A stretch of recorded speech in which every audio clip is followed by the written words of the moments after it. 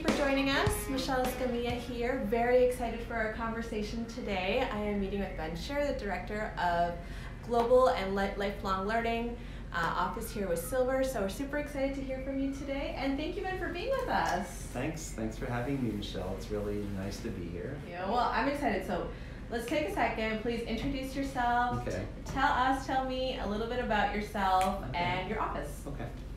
So my name is Ben Sher, and my pronouns are he, him, his, and I'm the Director of the Office of Global and Lifelong Learning.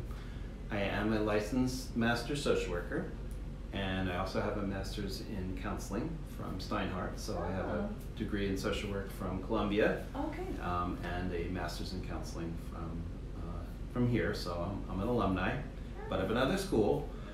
I had always had a passion for training and staff development, so I got engaged in that, and then moved into human resources because of that, because that's where the position was under. And so my job sort of transitioned to training the staff in working with people with mental health issues.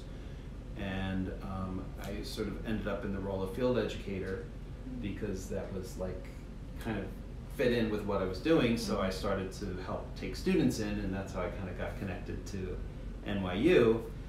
And then we did a conference on LGBTQ issues about 7 years ago, and we partnered with NYU on it, and the person who was in the position was retiring, so I decided to apply for her position because I was very interested in continuing ed, and that's how I ended up here. So I've been here about 6 years now. Okay, so tell us a little bit then about your office, because it sounds like there's a connection from your experiences to where you are now. So. Sure. Well, it's an interesting office because we really serve two populations. Okay.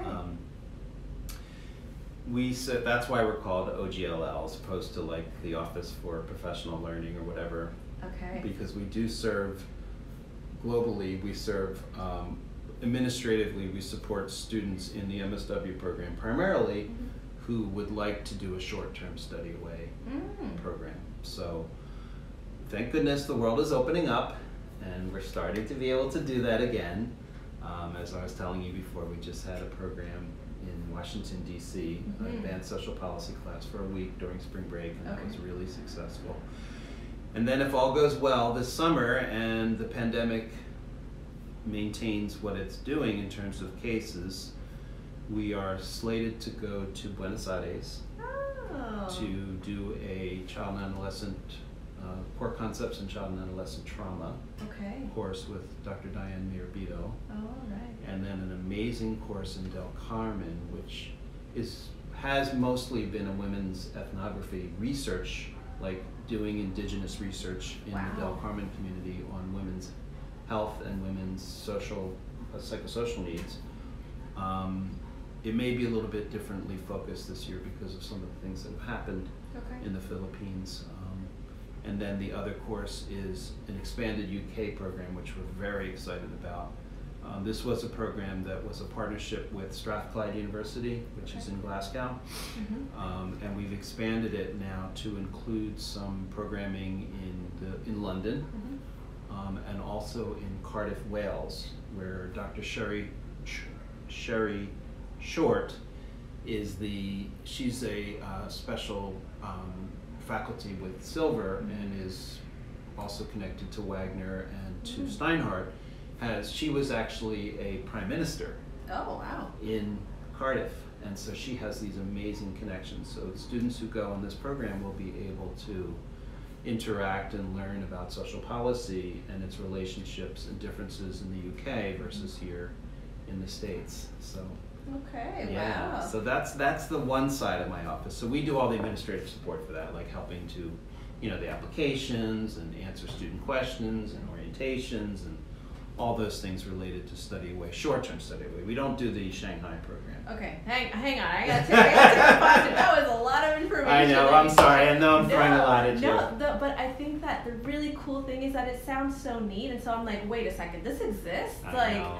I think because this is the big challenge. Well, because obviously pandemic. So, like you said, the world kind of shut down for obvious reasons.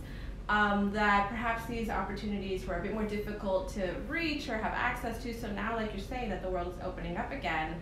Can you tell us just a little bit about these programs? So Sure. You were saying programs. I'm thinking, okay, is this part of my Yes, MSW education, or is this like a separate opportunity? How do I get involved and how do I learn more? Like, tell us a little bit about that part of the program. Excellent question. Okay, So they're courses, right? So Okay. for the most part, they're electives. Okay. Like the trauma course that Dr. Mirabito is doing is an elective, but the course that Dr. Hawkins does in Del Carmen is either an elective or it can be counted as a Research 2 course. And the policy classes, the one that in UK with Dr. Stanhope and the one that we just did in DC with Dr. Merritt, are both are credit for advanced social policy. Are at least a couple courses that happen over January term. Okay. So next year, I mean, Dr. Mirabito is aiming, this is actually the first time she's run the course in the summer, and we're just not sure, at least at this point, exactly about enrollment. So with enrollment, that may change, and you should know that applications are reopening, so if you're interested, apply. I'll put out some information about it soon, I promise. Okay.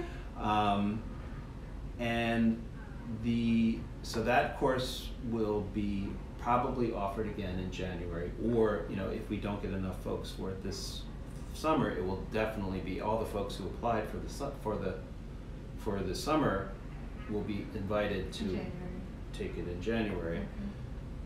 There's another course that we've had to pause because of obviously the issues of China. We have a short-term course that Dr. Zhu does, the director of the Shanghai program, where a few years back she took students and did a program on comparative approaches to child and family services between the US and China. Wow. And they did this incredible trip. It wasn't just in Shanghai, they went to different aspects of China. And I think she would, I don't want to speak for her, but I think she'd like to do that class in J-term.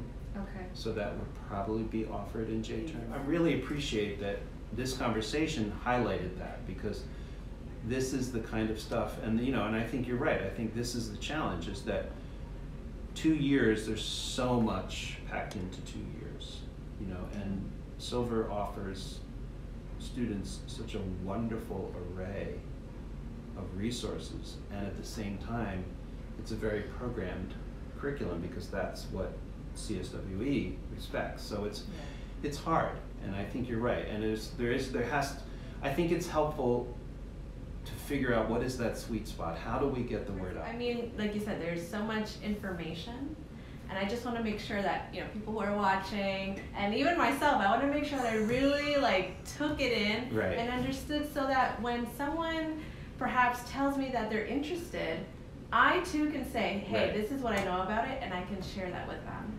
So that's that's the point of these conversations. That's the point of us meeting together and sharing that scoop. This really is the scoop of the different offices and the people that I'm meeting. So I should just, if I can, just mention, it is our intention to reopen the application. I'm sorry, let me clarify. The applications are reopened for Buenos Aires for the summer. Okay. So if you any students who are in the traditional pathways who have summer opportunities, they could apply. And so undergrads, Dr. Hawkins is very interested in trying to encourage juniors and seniors to apply for his program. So that's going to reopen for them as well. So. Gotcha. Okay, so tons of things to stay tuned for then. Exactly. Be ready for. Right. So tell me now about the other part of your position. I mean, this kind of transitions, think about it. You were saying how, we wish that we would bring this information to students. And I think what you're going to share with me is how once we've graduated, there's also this lifelong learning that happens. So tell us about that part of your work. Right. Well, what's interesting, of course, is that in our code of ethics, it does say that the expectation is that we be lifelong learners as social workers, which I think is great, that we shouldn't ever kind of rest on our laurels and just accept that, we did our 2 years as an MSW and we're done. So that kind of synchronizes very nicely with the expectations if you do choose to be licensed, because pretty much every state that you choose to be licensed in now requires you to do continuing education credits. So you know, there is, again, back to another tension. There's the tension of, you know, well, I got to do this to maintain my license, and in New York State it's 36 credits, which really only comes out to about an hour a month for 3 years. It's not terrible. Or I'm doing this because I really want to develop myself and I want to be a better social worker, right? So we try to tend to take our values to be on the latter with the work that we do in our lifelong learning. And as I mentioned to you before, we do particularly offer discounts to alumni. So alumni will always get a 25% discount, as they well deserve. You know, for our stuff that we're doing, our standalone workshops right now, we're just keeping them low cost because they're online, so we're not offering the discount for those. But we have these lovely certificate programs which many alumni take advantage of. These are really actual courses that deep dive into particular areas. We have one in advanced cognitive behavioral therapy, which is very, very interested. People, we always have to wait list people for that. We have one on advanced clinical practice, which is kind of like a buffet of clinical work. So you get a sense and a taste of CBT, you get a taste of EMDR, you get a taste of, you know, of trauma-focused care, all those kind of nice different things. So it kind of really enriches your understanding of clinical practice. We have one on advanced clinical supervision, which is really helpful to LCSWs that are supervising LMs, you know, in terms of doing the work. It doesn't give them the hours they need for any kind of supervisory hours, but we don't have that requirement in New York. But it really helps them to improve their practice as clinical social workers. We have one on executive leadership in the not-for-profit sector, which is run by Dr. Bryant, who I know you spoke to in this Silver Scoop, and it's a great course. It's really intended to help people kind of expand their understanding of adaptive leadership and how they can apply it to their work as middle managers or executives. Child and Family Therapy, which is run by Dr. Minna Heckman, which so thrilled with her work, and she's really taken a critical race lens to child and family practice, and it's a very expansive course that does include some play therapy work. So if you're you know, interested in working with children and need play therapy skill sets, it's all in there, but it's also much more than just that. So, question for you. I'm thinking now, you know, 2 months ahead when I graduate. Right. How do I find this information? I think there's so many great opportunities that exist. So I'm curious that, you know, where can I find this and how can we share this information with those who are watching? Great question. I think, well, you know, of course we have a website. You know, if you put in just NYU Silver Continuing Ed, you'll go right to our website, and it is broken out by our certificate programs, which I was talking about, our workshops, kind of what we kind of call our bucket of standalone things, like workshops, conferences, seminars, you know, things that probably happen either on a half day or a full day. And then we do have what we call self-study, because in New York State, you're allowed to do 12 of your credits for continuing ed as self-study, which means that you can watch a webinar or you can do you know, we don't do this, but you could read a book, chapter, and things like that. So we have a lot of things that we've recorded over the years or that some professors have put together, and people can watch those and then take a post-test and then they get their credit. So that's all there. It's all listed under Continuing Ed. So just go to NYU Silver, just go to NYU Silver Continuing Ed. It'll take you to the landing page, which will take you, and then you can deeper dive into each of the areas. Most of our certificate programs are yearly because they're kind of based on academic model. They're not, you know, the hard part about them, or at least what I do want your audience to be aware of, is because there's no training component to them. You know, you're not going to see clients, for example, if you're doing advanced CBT class. We don't have that model. We're not licensed. We're not set up for that. You're going to be able to walk out of the program with a certificate in advanced cognitive behavioral therapy. And, you know, we do, it's very nice, and you get a transcript and you get a nice certificate and your CE credits if you need them, but you can't really put on your resume that you are now a cognitive behavioral therapist. Because we don't have the training component. You know, and that's hard. You know, I mean, we'd have to be an institute to do that. And, you know, Right. so It sounds like it's a framework that is offered through these trainings and continuing education that people can use to, you know, use in their practice, but perhaps not to say that they're, you know, like you said, to add it as their, you know, Right. specialty or something like that. I can't say Ben Sher, CBT specialist or Right. therapist. Right. So, you know, and I think it looks nice on the resume because it shows that you've done some extra work in the area that you're particularly trained in. So I think it does give people benefit, and you know, we try to keep them reasonably cost effective. And as I said, you know, we do give the discount for our alumni, as we should. Yeah. Yeah, so those are kind of the two components of my office. Speaking about conferences and things coming up, I have to ask our next question, which is, you know, if you could tell us, what can we be expecting from your office? I mean, I'm hearing all these great things. I don't know about you watching, but I just heard a lot of great things that are happening, and I'm curious to know what we can be expecting in the next couple of months. Well, I mean, I would be remiss, Michelle, if you're watching. My intern, Michelle. Oh, okay. Got you. That I would mention very much that we are doing a Reimagine Justice conference. Okay. And that's going to be on April 7th and April 8th. Okay. It's completely free to students, people directly impacted by the carceral system, and families and friends. Okay. If people choose to contribute, it's based on what they want to contribute. What we hope to do, once we've sort of covered our expenses, is to make a donation of the revenue that we get to a grassroots organization that's fighting for criminal justice. So I'm really excited about this, and I really have to credit my interns. I love having interns. I really, and I'm not just saying that because you're an intern.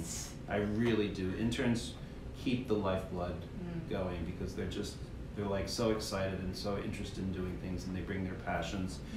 And so, you know, one of the things I always ask my students to do is to really program plan a conference. So they've been program planning this conference since pretty much September, and it's really going to be focused on a conversation about the issues of criminal justice. It's not going to be just like a conference where people talk at you. We have a conference, we have panels, we have an opening keynote by Professor Kirk J. James, Dr. Kirk J. James, you know, who's an incredible speaker and who's done wonderful work in this space. Terrence Coffey, who's an associate professor with us, and has been a real linchpin in developing the conference, will be part of it, and has helped us, I should say, gather the speakers for the conference. So Dr. James will be our keynote to talk about where we were and how we got here, because we did this conference in 2016, so we sort of want to frame it from, you know, what happened since 2016. Obviously we have the murders of George Floyd and Senator Bland and all those things, and all the other things that have happened with reckoning with racial justice, so all those things have to be taken into effect. And where we hope to get to, which obviously is abolition. I mean, I'm going to be real honest, you know, it may be, we'd like to see abolition happen. We know that that's a process, so we're going to hear from different speakers who are working towards abolition. We will have a panel of legislators who will share what they're doing in progressive practices. We will have a group talking about meantime strategies. We'll have people talking about abolition. We'll close the conference with a speaker who will address those issues. And we really want it to be a call to action. We're hoping that each panel leads us as a community in that moment to be able to do something. So if the panel is talking about the recent deaths at Rikers, for example, then maybe we write a letter in that moment to a legislator to speak about that issue, because we have the power in numbers. I mean, we're blown away by how many people have signed up for this conference, so we're really excited about it. So that's a big thing. Okay, so conference is called? Reimagine Justice. Reimagine Justice, and you said April 7th and 8th. Okay. And you can get to it by going online to our website. You'll see it listed under workshops, conferences. It's got a beautiful logo with an eagle with handcuffs on one side and the olive branch in the other. It's a blue background. And you do go through the registration process, but if you want to sign up for free, you're welcome to do that. If you'd like to make a contribution, we'd love to have you make a contribution since it's going to that. So we're very excited about that, and I think it's going to be a great 2 days. Yeah.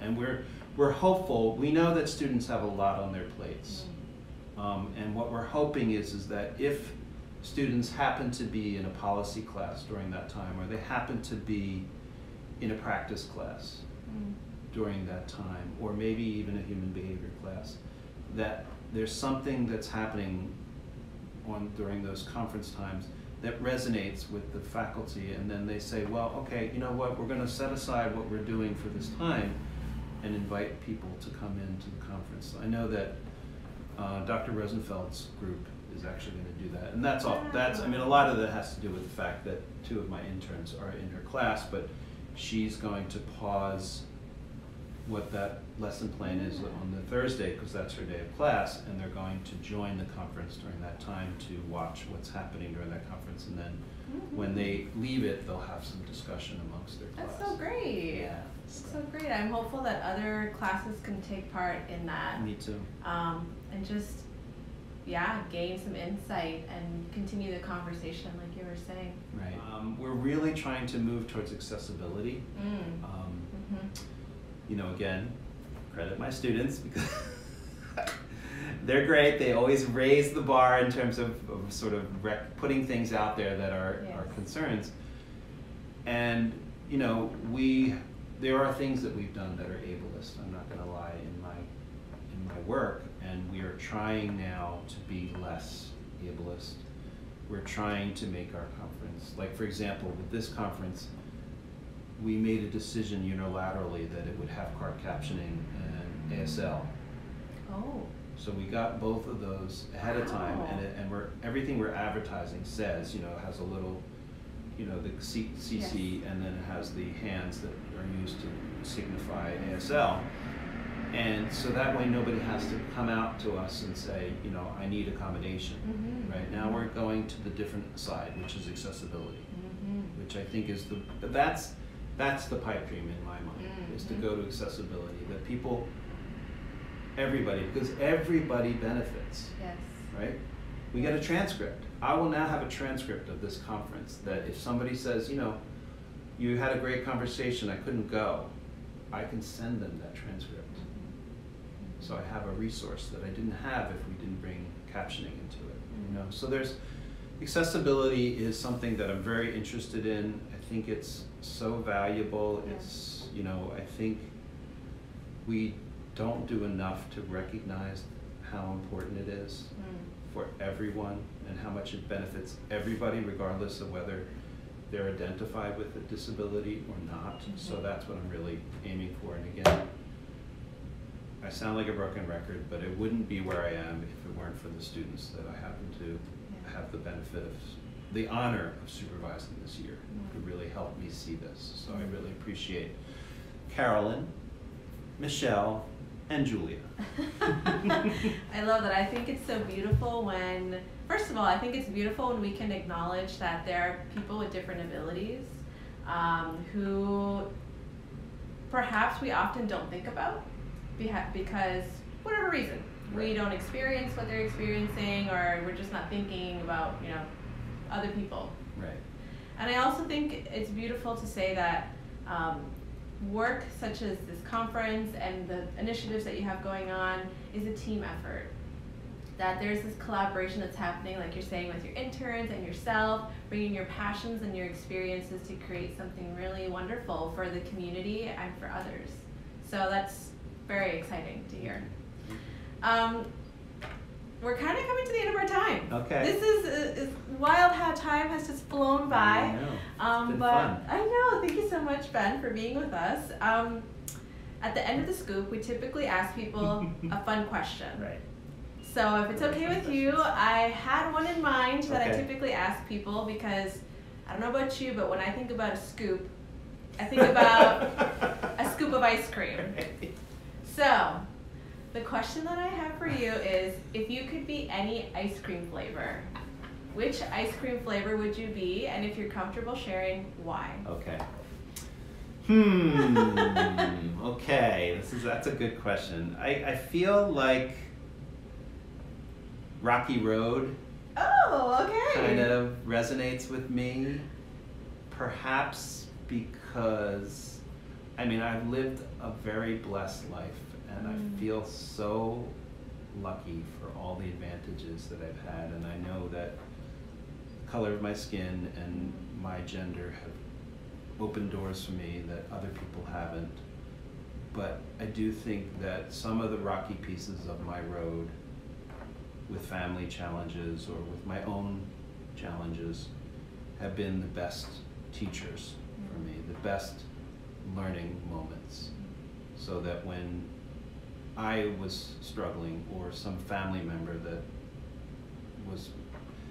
that I helped teach me a lot. I mean, I know part of the question is, why do you come into this field? And part of the reason I came into this field is my father's own struggle with mental health issues, that he lived with for his life. And he was an incredible man who did the best he could, struggled with bipolar disorder, but still raised a family, held an incredible job, was a very loving man in his own way. And he had a rocky road. And I look back on it now because I have the benefit of hindsight, and I see that even with the road being rocky, he was still able to succeed and do so much. And he is a role model to me. He actually, interestingly enough, he was in medical school, and this is a lot to disclose, but I don't care. It's okay. He was in medical school, and he had his first break. And that's often a place where people who have mental health challenges have their first break, is in the stress of being in residency. So he was unable to complete his medical degree. But he had done everything he deserved to do to become a doctor, except his residency. So about 10 years after he was done, he petitioned the university and made an argument that I've done everything I deserve to do to be a doctor. Give me my doctorate. And so they gave him a PhD in medicine. Wow. And to me, what that taught me was, again, fits very nicely with who I am because of my lifelong learning goals. I mentioned to you that I'm in my own doctorate, and I've got a little bit of gray hair. I'm a little bit older. But because my dad did that when he was in his 40s, it made it easier for me to feel comfortable to say, I can apply for my doctorate in my 50s and not be like, well, wait a minute, why didn't I do this when I was 30 or 27 or 25 or whatever? So, rocky road, if that makes sense. Well, and so I'm so glad that, for all of the reasons that you explained, that you felt that rocky road you identified with that. I love that mixture. I love, like, I'm not the typical vanilla person. If I have vanilla, I've got to throw some peanut butter on it, or I've got to throw some sprinkles on it. That's right. I think that flavor is so interesting because of everything that it brings. Right. And I think, this conversation and just learning more about you today, that's an excellent way to describe yourself. Like, there's just so many things that come into who Ben is and the work that you do in your office that it's pretty exciting. So thank you for taking some time with us today. And before we hop off, is there anything else that you wanted to share with students, or before we hop off? I guess I would just say that, I hope people see that, being a social worker is unique. It's a special thing, and I've been in couple different roles in my life, but I've never forgotten that I'm a social worker. And don't ever forget that you're a social worker. Don't ever let anybody discount that. Don't let anybody ever tell you that's a baby snatcher role or whatever the horrible stereotypes are, because being a social worker is unique, and you can't take that away from you in any way, shape, or form. So honor that and keep that with you, regardless of what other choices you make in your life. So I hope that's helpful. Thank you. No, I received that. Everyone who's watching received that. And thank you again for being our guest today. My pleasure. Thank you everyone for tuning in and watching, and we will see you in our next episode. Thanks. Take care. Ain't it fun?